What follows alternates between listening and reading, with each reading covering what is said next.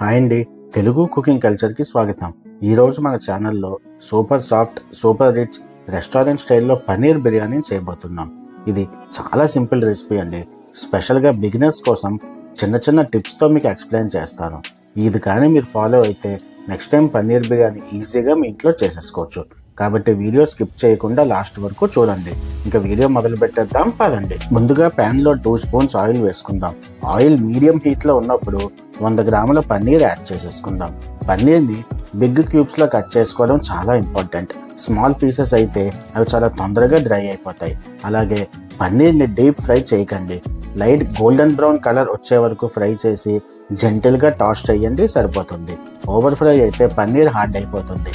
Slight golden brown colour వచ్చాక పన్నీర్ని పక్కకి తీసేసుకోండి. ఇప్పుడు మీరు చూసే విధంగా ఇలాగ స్లైట్గా ఫ్రై అయితే ఈ బిర్యానీకి పన్నీర్ పర్ఫెక్ట్ కన్సిస్టెన్సీలో వస్తుంది. ఆ విషయం అయితే గుర్తుపెట్టుకోండి. ఇప్పుడు అదే ప్యాన్లో 2 స్పూన్స్ ఆయిల్, అలాగే 1 స్పూన్ నెయ్యి వేసుకుందాం. దాంట్లో 2 స్టార్ అనాస్ పువ్వులు, అలాగే 2 దాల్చిన చెక్క, 4 లవంగాలు, అలాగే 1/2 స్పూన్ షాజీరా వేసేసుకొని ఇవన్నీ లైట్గా ఫ్రై చేయాలండి. స్పైసెస్ని డార్క్ కలర్ వచ్చేలా ఫ్రై చేయకండి, చేదు అనేది వస్తుంది.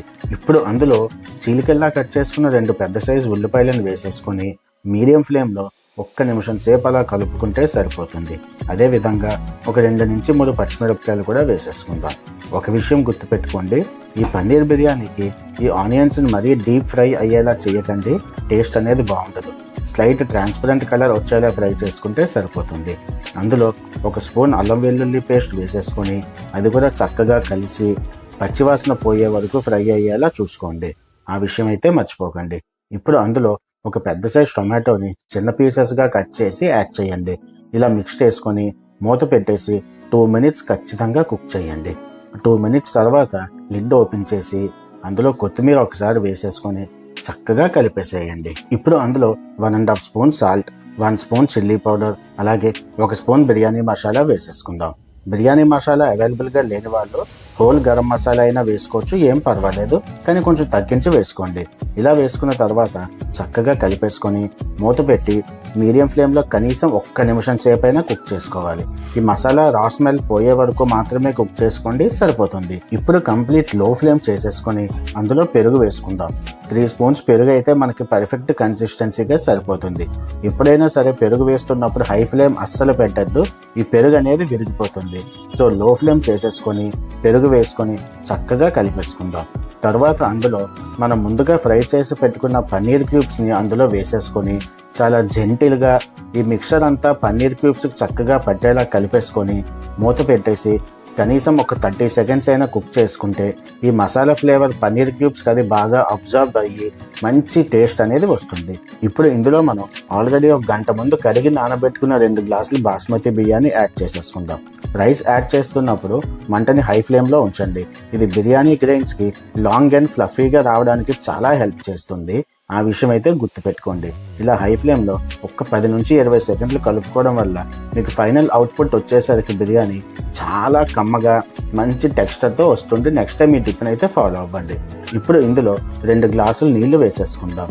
ఒక విషయం గుర్తుపెట్టుకోండి, మనం ఏ గ్లాస్తో రైస్ మెజర్మెంట్ తీసుకున్నామో అదే గ్లాస్తో ఎగ్జాక్ట్గా 2 గ్లాసెస్ నీళ్లు వేసుకుంటే కరెక్ట్గా సరిపోతుంది.